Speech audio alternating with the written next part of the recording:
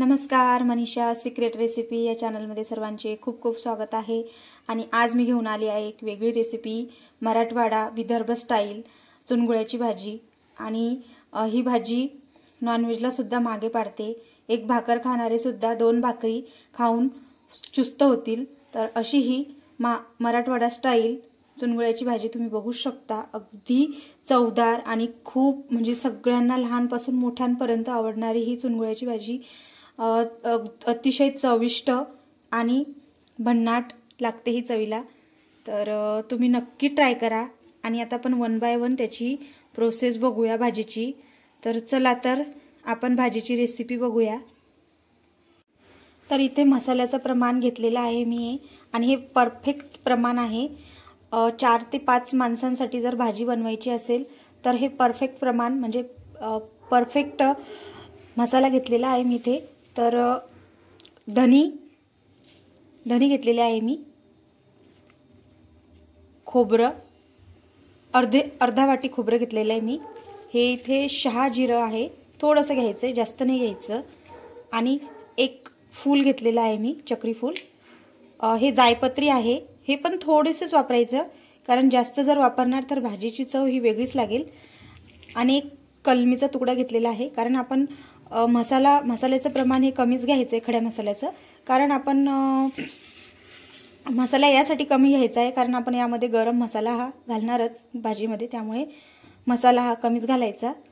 आणि हरभऱ्याची डाळ घेतली आहे मी घट्टपणा येण्यासाठी। थोडासा फुटाणे जर असतील तर तुम्ही फुटाणे घ्या, पण माझ्याकडे आता सध्या अवेलेबल नसल्यामुळे मी हरभऱ्याची डाळ घेते।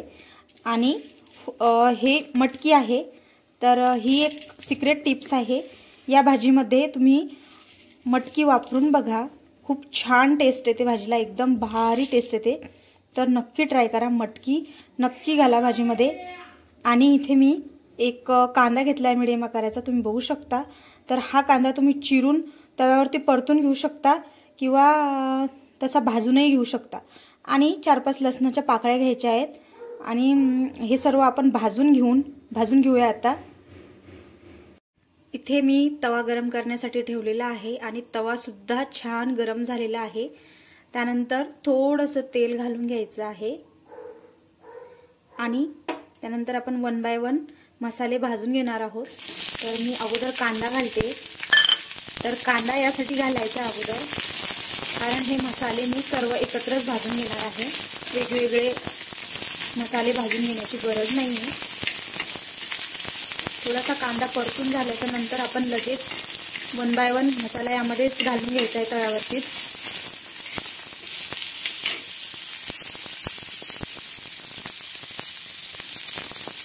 तुम्ही बघू शकता कलर थोडा चेंज झालेला आहे। आणि तुम्ही याच्या पाकळ्या वेगवेगळ्या पण करून घेऊ शकता किंवा कांदा तुम्ही तसा गॅसवरतीही भाजू शकता, पण मी असं चिरूनच भाजते। आणि आता इथे धने घालून घ्यायचे आहे आणि धने सुद्धा आपल्याला याच पद्धतीने थोडेसे भाजल्यानंतर आपण खोबरं भाजून घेणार आहोत। गॅसची फ्लेम थोडी कमी करून घ्यायची, मी कमी करून घेते आता थोडीशी।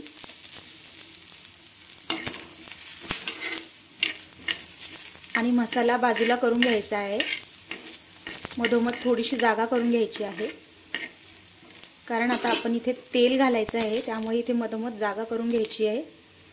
आणि त्यानंतर आपण खोबरं घालणार आहोत। थोडंसं खोबरं हे अर्धा वाटी घेतलेलं आहे मी या भाजीसाठी, एकदम परफेक्ट प्रमाण आहे हे मसाल्याचे। आणि खूप छान लागते ही। आणि ही मराठवाडा पद्धतीने बनवते मी खास म्हणजे, त्यामुळे खूप भारी होते ही भाजी।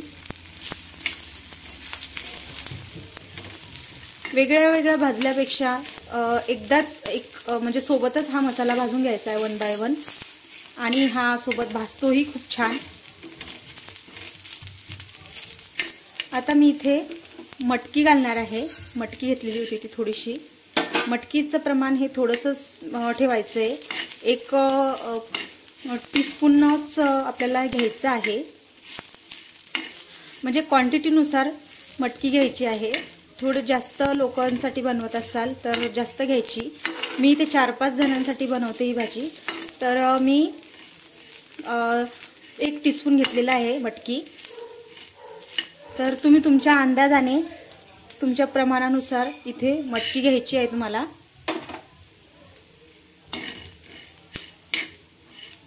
आणि आता मी हरभऱ्याची डाळ भाजून घेणार आहे।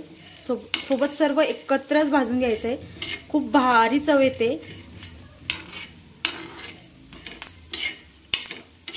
तर तुम्ही जर माझ्या चॅनलवर नवीन असाल तर माझ्या चॅनलला नक्की सबस्क्राइब करा आणि कमेंटमध्ये नक्की सांगा तुम्हाला हे मसाल्याचं प्रमाण कसं वाटलंय ते। आणि मेन म्हणजे तुम्ही बेल आयकॉनला प्रेस करा, कारण तुम्हाला माझ्या नवीन रेसिपींच्या नोटिफिकेशन येत जाईल, त्यामुळे बेल आयकॉनला नक्की प्रेस करा।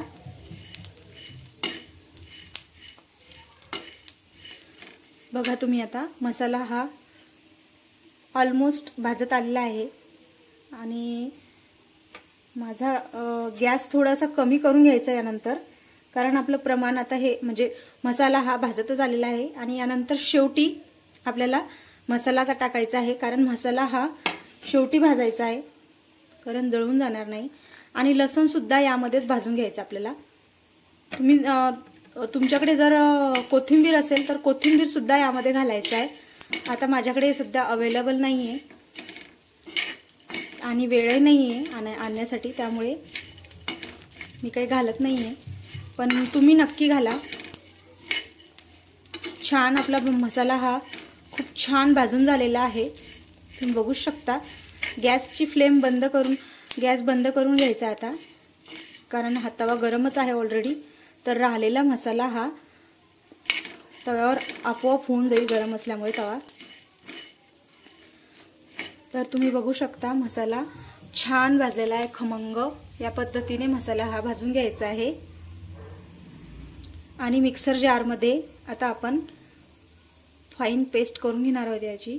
आता हे थोडा वेळ थंड होईपर्यंत हा मसाला असाच तव्यावरती राहू द्यायचा आहे, ज्यामुळे जी राहिलेली कसर आहे मसाल्यामध्ये ती भाजून जाईल, म्हणजे भाजल्या जाईल। त्यामुळे आपल्याला हा मसाला असाच तव्यावरती ठेवायचा आहे। मसाला आपला थंड झालेला आहे आणि आता मी मिक्सर जारमध्ये बारीक करून घेणार आहे, एकदम फाईन पेस्ट करून घ्यायची आहे मिक्सर बारमध्ये। मसाला आपला हा रेडी झालेला आहे, तुम्ही बघू शकता। तर या पद्धतीने अगदी फाईन बारीक पेस्ट करून घ्यायची आहे। थोडंसं जाडसर राहिलं तर चालेल, एकदम थोडंसं, जास्त जाड नाही ठेवायचंय, पण पेस्ट करून घ्यायची आहे, बारीकच पेस्ट करायची आहे। एकदम थोडं हलकंसं राहिलं तर चालेल, पण अशीच पेस्ट करून घ्यायची आहे। खूप भारी चव येते या भाजीला। तर मसाला आपला रेडी आहे, तोपर्यंत आपण आता म्हणजे फोडणीची तयारी करूया। 2 भाजीचे मोठे चमच्याने मी बेसन घेतलेला आहे आणि यामध्ये मी आता थोडीशी हळद घालायची आहे, जास्त हळद नाही घालायची। आणि तिखटही कमीच घालायचं आहे, कारण भाजीमध्ये तिखट असल्यामुळे तिखट यामध्ये कमीच घालायचं आहे बेसनामध्ये। थोडासा ओवा घालणार आहे मी, एकदम थोडासा घालायचा, जास्त घालायचा नाही। आणि थोडंसं आपल्याला 1 चुटकीभर सोडा घालायचा आहे, खायचा सोडा, कारण जे आपण चुनगुळे बनवणार आहोत तर ते खुसखुशीत म्हणजे मऊ होण्यासाठी, सॉफ्ट होण्यासाठी, तर त्यासाठी थोडासा सोडा घालायचा आहे। आणि चवीनुसार मीठ घालून घ्यायचं आहे। मी यामध्ये मसालाही घालू शकता, पण मी मसाला ॲड करणार नाही आहे, कारण भाजीमध्ये ऑलरेडी मसाला असल्यामुळे मसाला घालायचा नाही। पण तुम्हाला जर आवडत असेल तर तुम्ही घालू शकता। तर आता भाजीची तयारी करून घेऊया आपण, म्हणजे आता हे पीठ भिजून घेऊया। तर यामध्ये पाणी घालून आपण बेसन भिजवतो, भज्याचं बेसन भिजवतो त्या पद्धतीने भिजून घ्यायचं आहे, पण थोडंसं घट्ट ठेवायचं आहे, कारण ते आपण उकळलेल्या फोडणीमध्ये चुनगुळे सोडणार आहोत, तर त्यासाठी थोडंसं घट्ट ठेवायचं आहे। या पद्धतीने तुम्ही पाटवड्याही करू शकता। म्हणजे याच मसाल्याच्या प्रमाणामध्ये तुम्ही तर तुम्ही बघू शकता या पद्धतीने बेसन भिजून घ्यायचं आहे आपल्याला। तर हे बेसन मी म्हणजे आपण जे भज्याचं बेसन भिजवतो त्या पद्धतीनेच भिजवायचं आहे, पण थोडंसं घट्ट ठेवायचं आहे, कारण भज्याचं जे बेसन आपण भिजवतो ते थोडंसं पातळ असतं यापेक्षा। यामुळे आपली जी चुनगोळीची भाजी बनणार आहे, चुनगोळे जे आपण भाजीमध्ये घालणार आहोत ते शिजल्यानंतर खूप मऊ लागतात, कडक होत नाही। तर आपण करून घेऊया, आता भाजीची तयारी करूयात। आता हे पीठ आपण थोडंसं 10 मिनिटं रेस्टसाठी ठेवून देणार आहोत आणि जेव्हा भाजीला कड येणार, उकळी येणार, तेव्हा आपण हे चुनगोळे या पद्धतीने असे घालणार आहोत। तेल गरम करण्यासाठी ठेवून घ्यायचं आहे आणि तेल गरम झाल्याच्या नंतरच इथे जिरं मोहरी घालायचं आहे। जिरं मोहरी थोडं कमी घालायचं आहे, कारण थोडा कडसर वास भाजीला येऊ शकतो। तर मोहरी आणि जिरं थोडं कमी घालायचं आहे आणि यामध्ये लसण सुद्धा घालायची गरज नाही आता आपण, कारण मसाल्यामध्येच आपण लसण घातलेला आहे, त्यामुळे यामध्ये लसण ठेचून घालायची गरज नाही। तर तेल गरम झालेलं आहे आणि अर्धा चमचा मोहरी, अर्धा चमचा जिरे आणि डायरेक्ट आपण जो मसाला तयार करून घेतलेला होता पेस्ट, तो आपल्याला याच्यामध्ये घालायचा आहे। या पद्धतीने बघू शकता। तर हा मसाला आपल्याला घालायचा आहे आणि गॅसची फ्लेम कमी करून घ्यायची आहे। आणि आता आपण यामध्ये 1 बाय 1 तिखट घालून घेणार आहोत। तिखट, हळद आणि मसाला घालायचा आहे, लगेचच घालून घ्यायचा आहे। तर इथे मी गरम मसाला घेते आहे, अंबारी मसाला घेतलेला आहे, कांदा लसूण मसाला।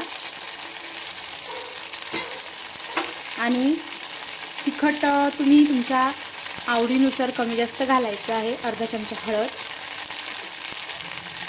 तिखट म्हणजे ही भाजी थोडी झणझणीतच असते, त्यामुळे तिखट जर तुम्हाला कमी लागत असेल तर तिखट तुम्ही कमी वापरू शकता, पण आमच्याकडे सहसा तिखटच भाज्या असतात आणि स्पेशली ही चुनगोळ्याची जी भाजी आहे ती म्हणजे तिखटच बनवली जाते, त्यामुळे तिखट घालणार आहे मी 2 चमचे। तुम्ही कमी जास्त वापरू शकता तिखट। आणि हा मसाला आपल्याला तेलामध्ये होऊ द्यायचा आहे मंद आचेवर। आता आपण मिक्सरच्या भांड्यामध्ये पाणी घालून घेणार आहोत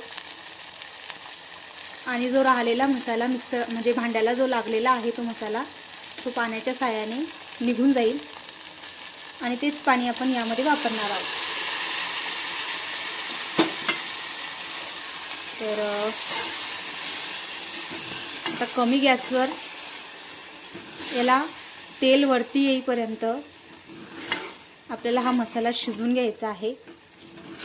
खूप भारी चव येते या भाजीला, कारण ही मराठवाडा स्टाईल बनवते मी, त्यामुळे तुम्ही नक्की ट्राय करा ही भाजी।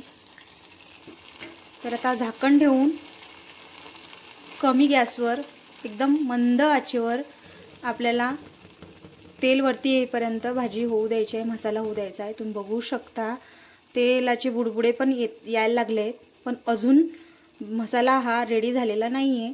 तर झाकण ठेवून आपण हा मसाला होऊ देऊ। मसाला बघून घेऊया आपण किती झालाय। तर बघा तुम्ही किती छान तेल वरती आलेला आहे, म्हणजे आपला मसाला हा रेडी झालेला आहे। बघा तुम्ही किती छान तेल सुटलेलं आहे मसाल्याला आणि खूप छान वासही सुटला आहे मसाल्याला या। वाव, खूपच भारी। तर पाणी गरम करायला ठेवलेलं होतं मी एका साईडला, तर आपण गरम पाण्याचाच वापर करायचा आहे यामध्ये, कारण गरम पाणी जर घातलं तर भाजीची जी तर्री आलेली आहे भाजीला ती कायम राहते.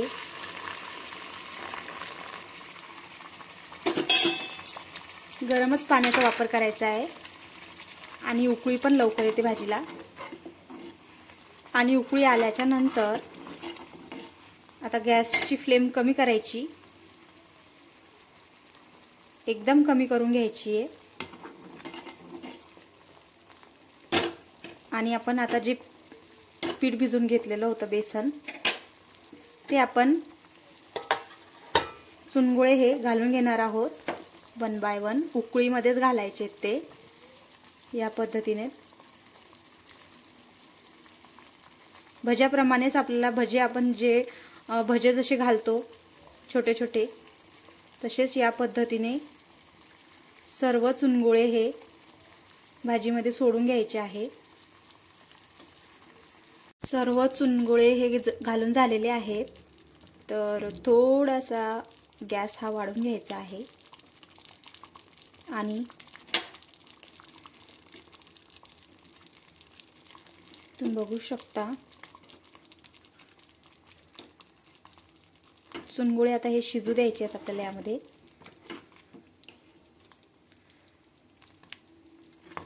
खूप छान लागते ही भाजी. आणि नॉनव्हेज खाणारे जे असतील ते नॉनव्हेज खायला सुद्धा विसरून जातील या भाजीपुढे. नॉनव्हेज काय खूप छान, म्हणजे नॉनव्हेजला पण मागे पडेल अशी ही मराठवाडा स्टाईल चुनगुळ्याची भाजी खूप छान लागते. आणि तुम्ही ही भाजी म्हणजे आपण जे पीठ भिजून घेतलं होतं बेसन तर ते तुम्ही घट्ट भिजवून त्याच्या जर काजू कतली सारख्या चकत्या करून घेतल्या आणि यामध्ये शिजायला टाकल्या तर ती सुद्धा भाजीची रेसिपी खूप छान होते. ती सुद्धा भाजी छान लागते. तुम्ही नक्की ट्राय करा.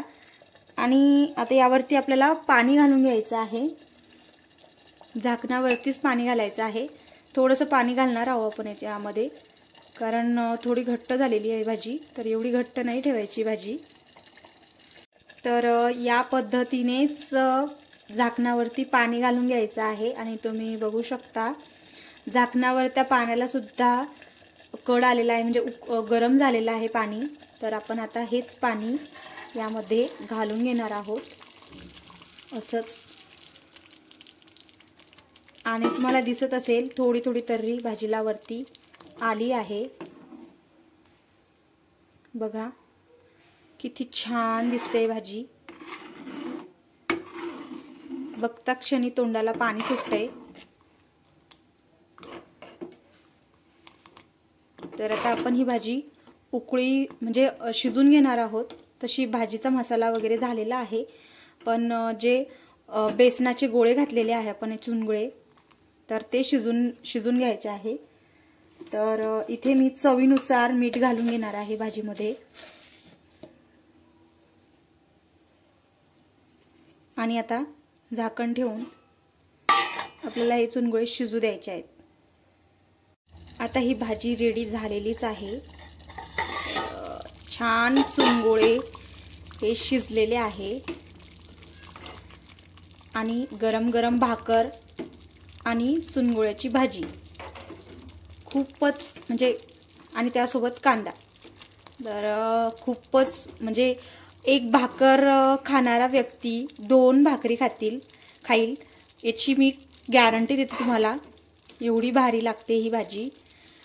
अशाच नवनवीन रेसिपींसाठी तुम्ही माझ्या चॅनलला सबस्क्राईब करा आणि कमेंट्समध्ये नक्की सांगा तुम्हाला ही भाजीची रेसिपी कशी वाटली. तर चला तर दुसऱ्या रेसिपीकडे, म्हणजे दुसऱ्या रेसिपीसाठी तुम्हाला नोटिफिकेशन मिळेल.